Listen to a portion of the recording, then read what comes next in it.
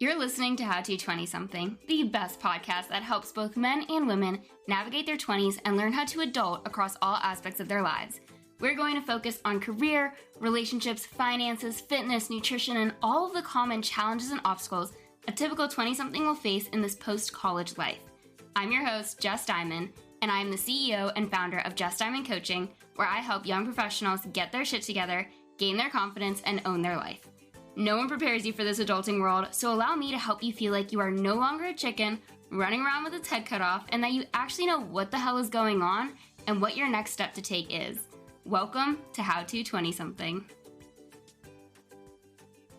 Welcome back to another episode of How to 20-something, where today's episode is actually to talk about what I've been seeing across the media and how damaging it is to our minds as women.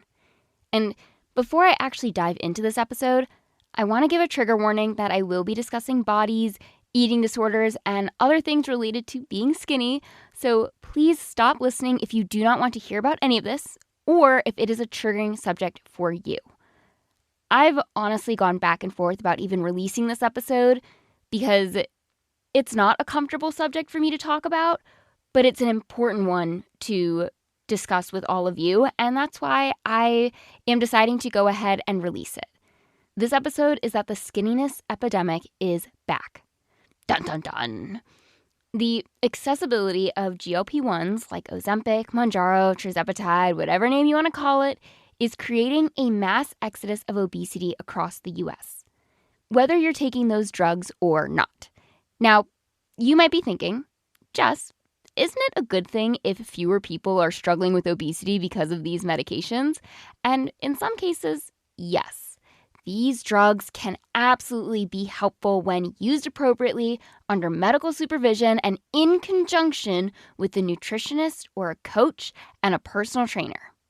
For someone who has diabetes or has a very bad relationship with food and an exceedingly amount of food noise in their brain, which is when they are constantly thinking about their next meal, this drug is phenomenal. These medications were created for metabolic disease and diabetes, not as a cultural shortcut to extreme thinness.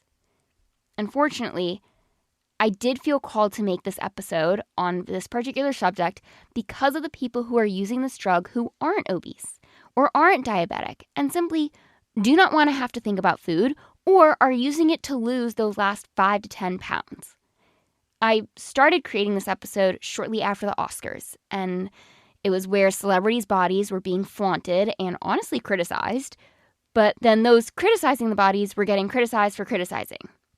It's a vicious cycle, but worth talking about. And that's why I have this platform. It's to be able to talk about these things. These celebrities looked frail and are promoting this fragility of the female body, whether they realize it or not, solely because of their existence in the public eye, or that they're promoting that the way you look equates to your self-worth. This has become so extreme and so unhealthy that, no, I don't think this is great. I don't think these medications are great. I think we have a problem. What we're seeing now are celebrities and influencers becoming smaller and smaller to the point where many of them are skin and bones. And the problem with this is that it doesn't just stay in Hollywood. It trickles down. Little girls see it. Women recovering from eating disorders see it. Women with body dysmorphia or insecurity see it. The general public sees it and think they also need to change their body into a smaller form, as it is once again the beauty standard.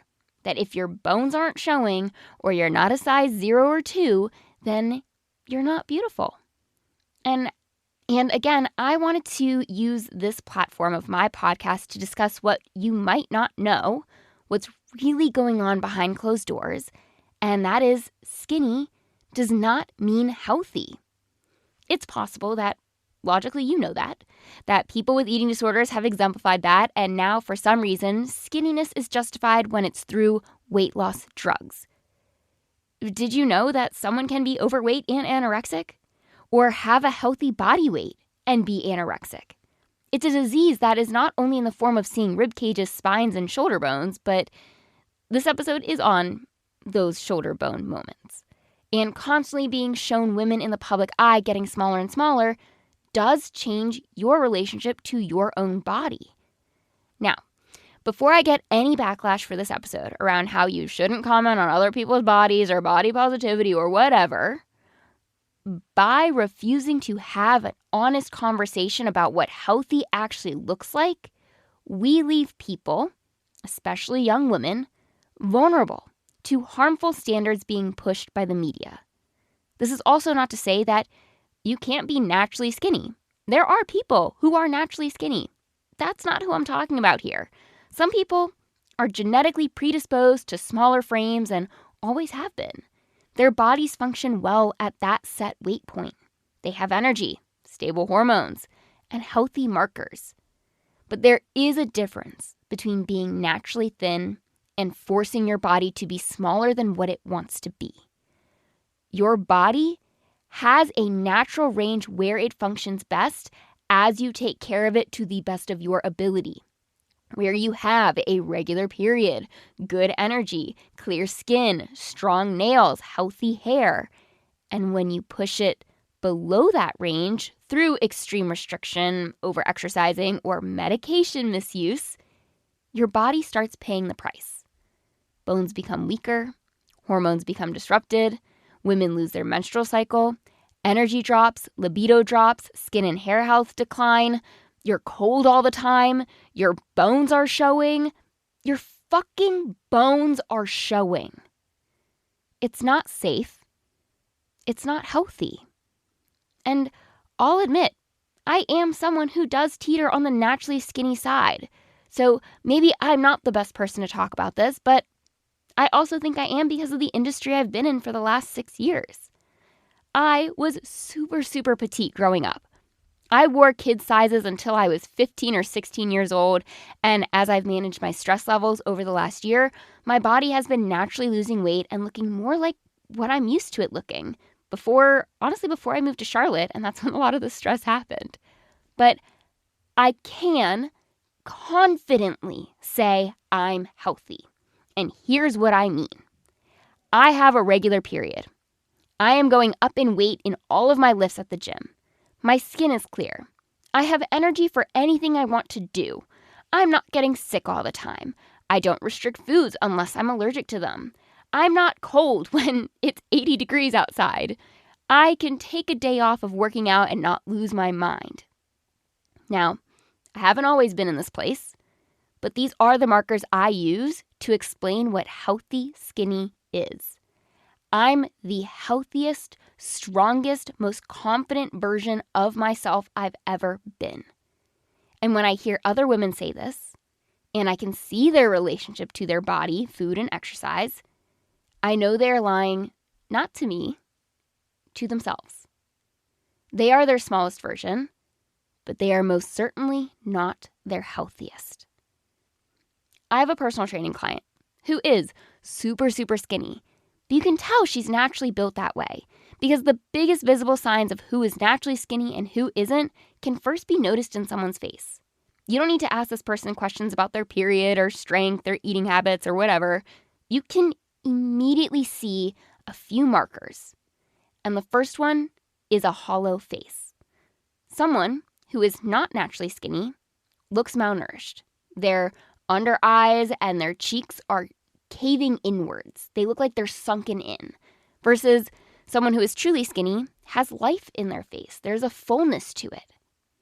The second telltale sign is being able to see the bone protruding out of their shoulder.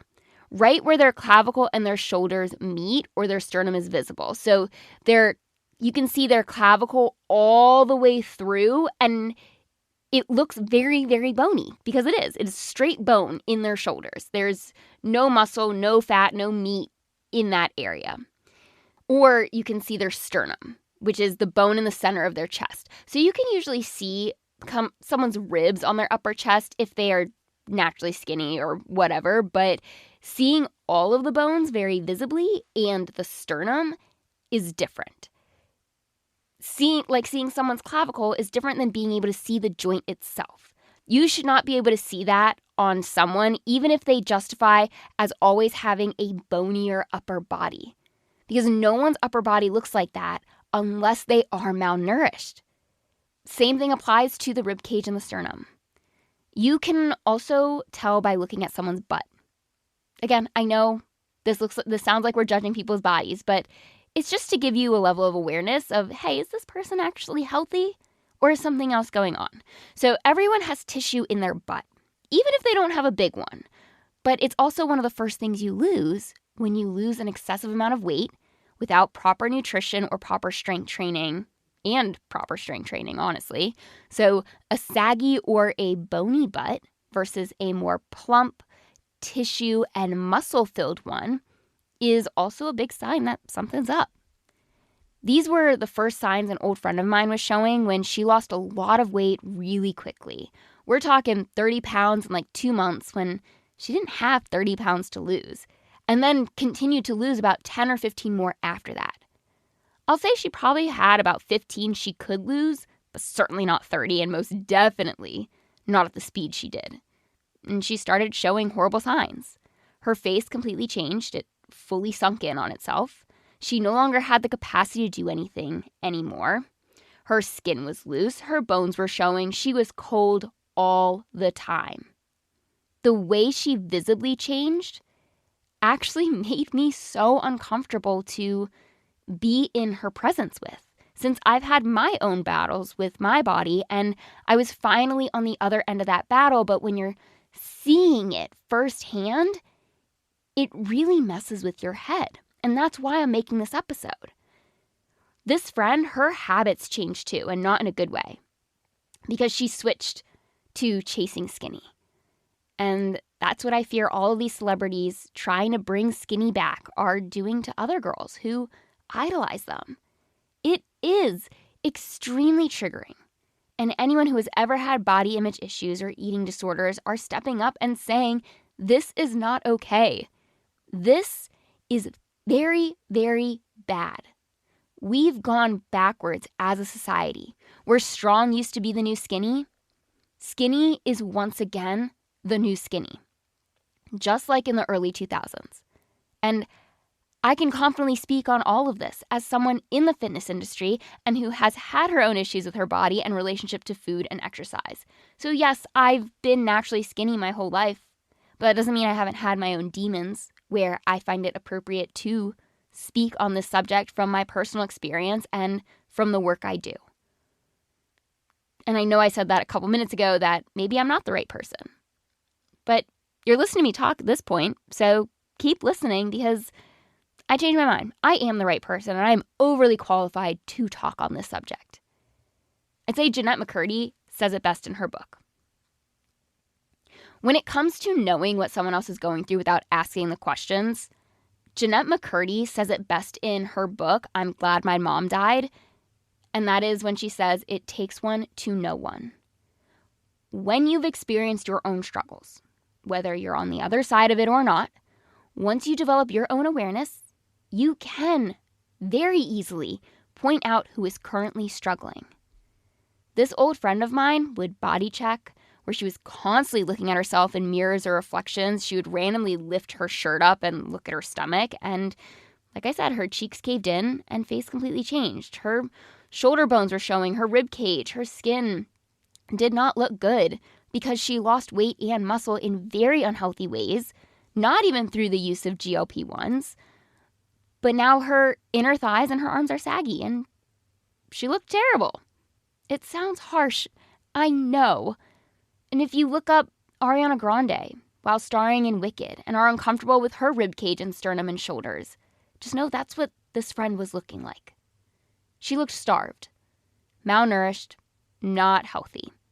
And again, I'm going to repeat myself. I know this sounds like I'm criticizing people's appearances because it is a form of criticism.